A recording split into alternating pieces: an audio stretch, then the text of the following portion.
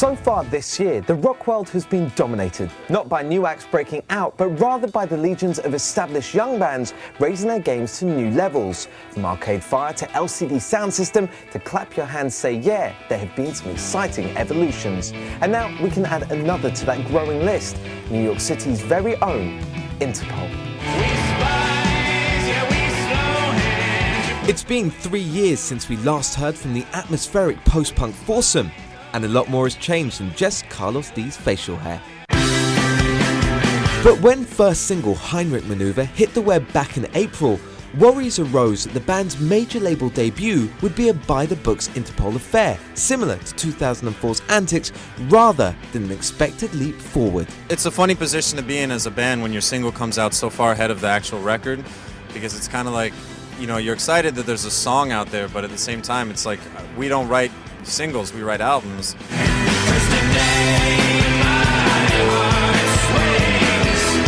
So, while HEINRICH may feel like an Antics relic, the rest of Our Love to Admire finds the band building upon much of the ethereal and cinematic sound that they crafted back on 2002's Turn on the Bright Lights. They're all, in my mind, better songs that we were incapable of writing back then.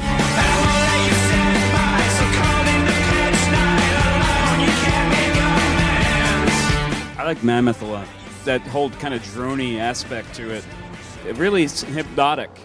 It just has that element to it that has always appealed to me in other bands. The new album is not the cold metropolitan Interpol that we've come to expect, and as suggested by the lively cover art, things are much more organic, with bolder keyboards, Carlos's especially sexy bass lines, and Sam's drums taking the forefront. We wanted Sam loud on this one.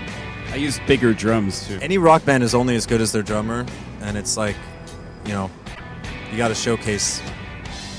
Excuse us. Check out this song. It's all fired up, this song. And instead of his typical droning vocals, Paul Banks expanded his range to actual singing, completing Interpol's evolution.